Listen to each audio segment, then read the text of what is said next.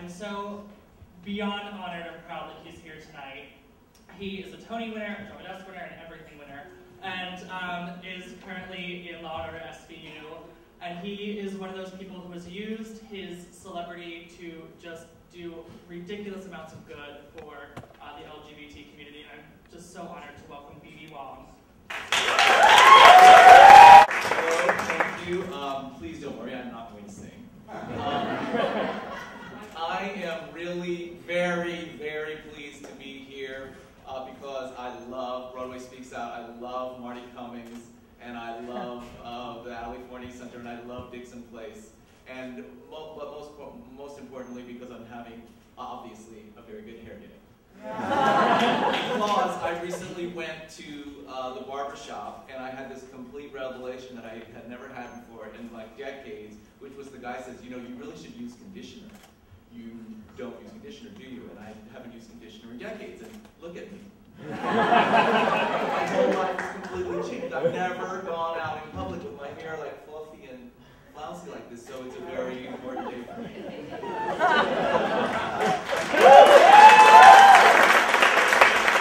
Life is just full of coming out. It's just coming out in one way or another. Yes, I am a professional actor and a professional gay, and I'm very happy to be so. You know, it's so moving to hear Marty speak about his calling and to be a part of an evening that he has put together, and to have his wonderful parents and his husband,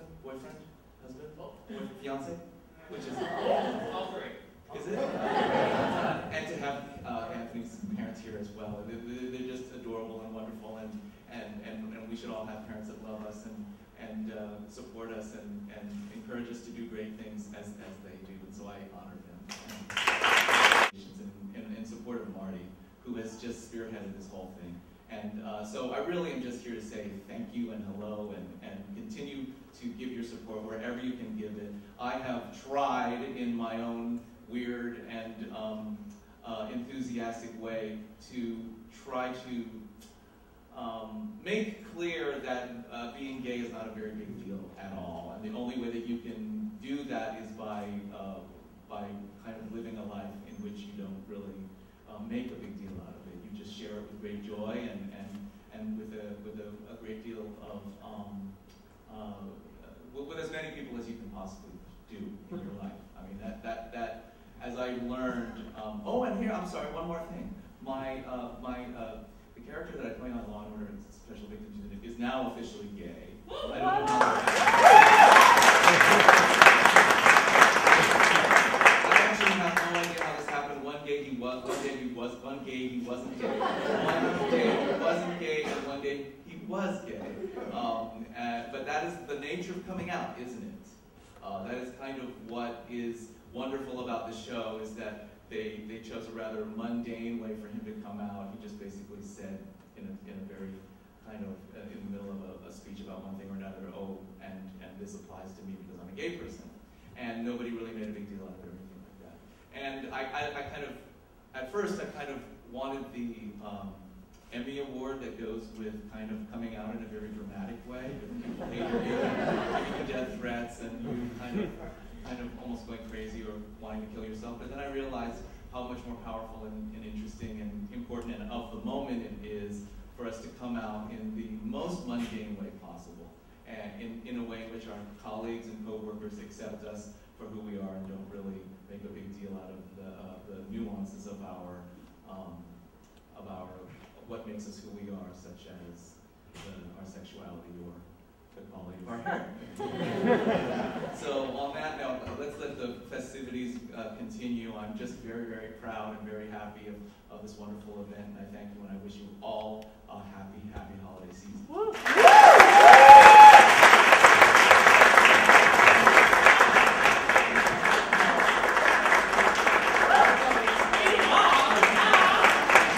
You're wearing the brocade of my people. I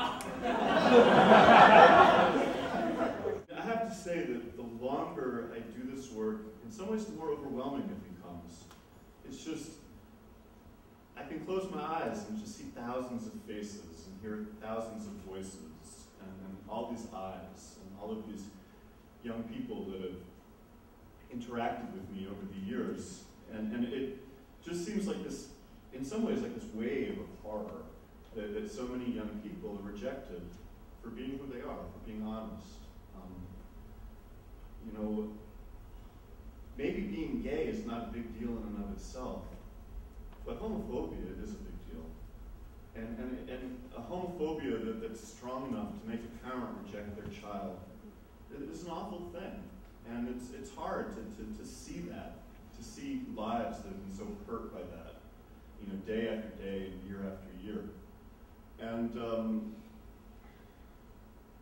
you know, it's not like the parent sits there and goes, "I reject thee, get out of my house." It's usually a lot more violent than that. And some of the stories that I've heard this year, I mean, a young man came out when he was 15 in upstate New York, and his father says, "Get out." And he comes back the next day, and his father says, "If you come back again, I'm going to kill you and bury you in the backyard." And a young woman, I just heard this story, her father was so upset that she was a lesbian that he doused her with gasoline and was going to burn her alive. Thankfully, her mother burst in and prevented the murder from happening, but didn't prevent the child from being thrown out. So, you know, we are combating a terrible force, this homophobia. And I think that the work that we do of housing these young people and protecting them and helping them overcome the kind of hurt and trauma that they've been through, and providing them with the nurturing and the guidance and the support that they should be receiving from their families, from a healthy family, is a beautiful thing. And I'm very grateful to have the opportunity to do it. I mean, it's not always easy, and it doesn't get easier. But at the Ali Forney Center, we have this kind of amazing community, really. I mean, we've got this extraordinary group of staff who are so dedicated and so kind. And we have beyond that, like, this extended community of volunteers who in so many different ways share their strengths and their talents with our young people. And it's really, for me, as this unfolds and grows, it's an extraordinary vision of how beautiful the LGBT community can be, that we can protect our most rejected and most abandoned young people in the way that we have. So I thank you all so much for your support tonight. And I thank all of the performers for sharing their talents and their beauty with us. And I especially thank Marty for his kindness and generosity in putting this together.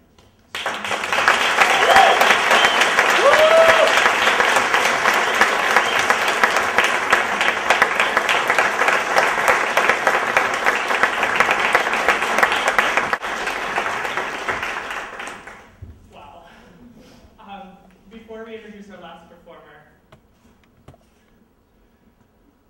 I had no idea those kids even went through that. Even in my own mind, just pictures that it's just thrown out. Thank you. Thank you.